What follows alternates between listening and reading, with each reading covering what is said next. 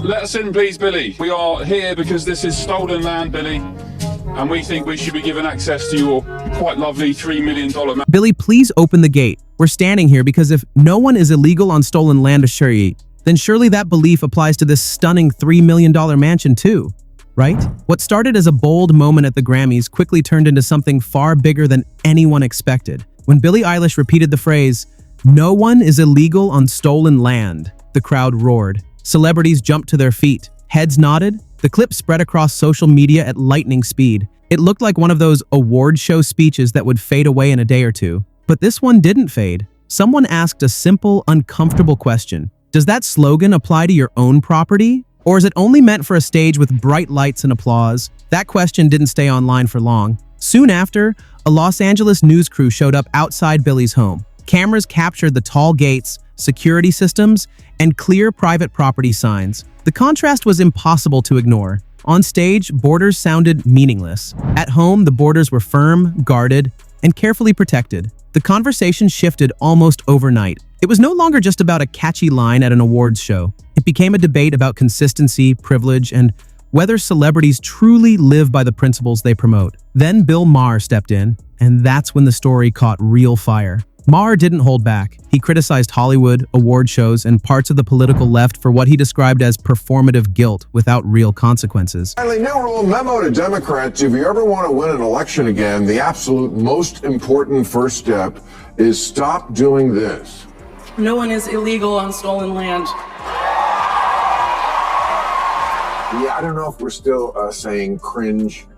I mean, but if we are, that's it. Billie wasn't his only example, but she became the clearest symbol of the issue. His argument was blunt and easy to grasp. If you believe the land is stolen, give it back, or stop preaching about it. When criticism like that comes from someone within the same political circle, it hits differently. And suddenly, what began as a Grammy soundbite turned into a national conversation about words, actions, and the space between them. What made the fallout even stronger was this. It wasn't framed as left versus right. It wasn't packaged as party politics or talking points. It felt personal, real. Maher wasn't debating laws or rewriting history. He focused on one simple idea: consistency. If you're going to say land is stolen, then you have to look at the land you own too. That shift changed everything. Billie's words were no longer floating in the air as a bold slogan. They suddenly had weight. They had an address, a driveway, a locked front gate. The discussion moved from theory to something people could picture. And just when it seemed like this would stay in the world of viral clips and late-night jokes, another twist made people pause and wonder whether the situation was getting more serious. The timing matters more than most realize, so let's slow it down and walk through it. The Grammy Awards air.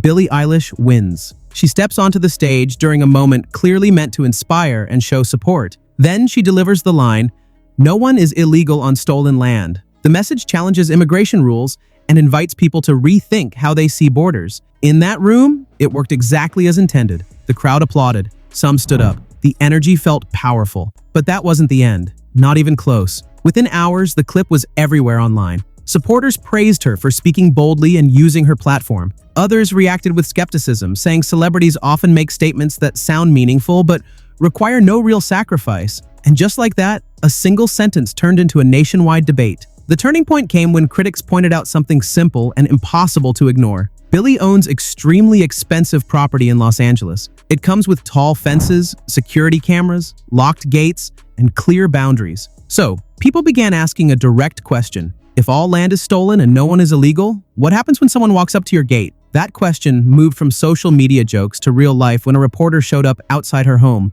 The cameras were visible. The gates stayed shut. Security systems were clearly active. The reporter added a sharp remark. If everyone is on stolen land, stopping by for coffee shouldn't be a problem. It wasn't subtle, it was meant to spark a reaction, and it did. The video spread quickly, not because anyone broke rules or crossed lines, but because the images spoke loudly. Heavy metal gates, watchful cameras, a clear line between public words and private living. No laws were violated, no chaos unfolded, yet the contrast was powerful enough on its own. This was no longer about a catchy sentence, it was about a real mansion protected by real barriers. Then Maher pushed the conversation further. On his show, he criticized award ceremonies that begin with land acknowledgements, while everyone involved continues living comfortably on that same land. His tone was blunt and straightforward. He argued that if people truly believe what the says, for many people the tension came from this. It feels unfair when someone living in great comfort suggests borders shouldn't exist. That frustration deepened when indigenous voices entered the conversation.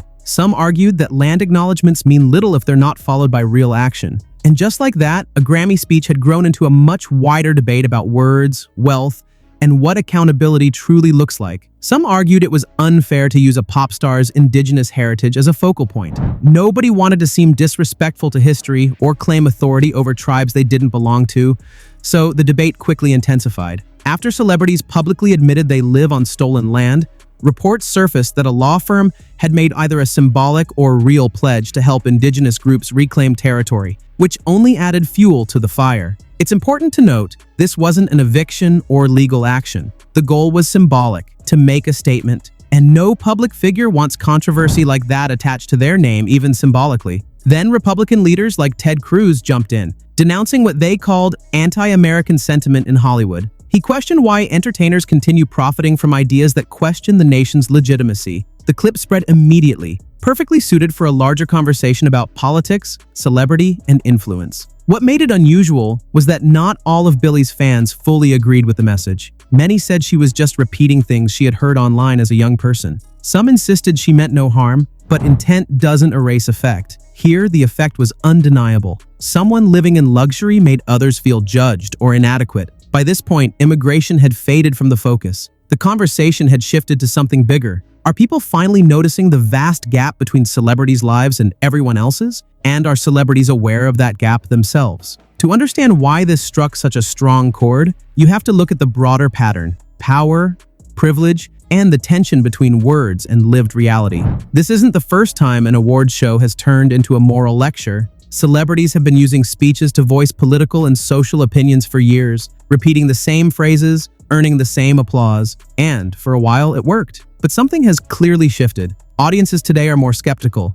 Many face financial struggles, and for a lot, owning a home feels out of reach. The sense of security has weakened. When someone behind a gated estate lectures about ownership and borders, it doesn't inspire. It feels disconnected from everyday reality. Land acknowledgements have long been criticized as empty gestures. Many indigenous activists argue that words without action are meaningless. Moments meant to signal awareness often come across as self-serving, especially when celebrities acknowledge stolen property while privately continuing to profit from it. Billie also represents a generation raised on constant online activism. Slogans like "No human is illegal" are common. The problem is that such phrases oversimplify complex issues. Immigration, property, and history can't be boiled down to a sentence, and cracks show immediately when you try. The backlash wasn't just about her. Billie became the focal point for broader frustration. Hollywood, elitism, and the disconnect between public preaching and private privilege. Whether she wanted it or not, she ended up as the face of a much larger conversation.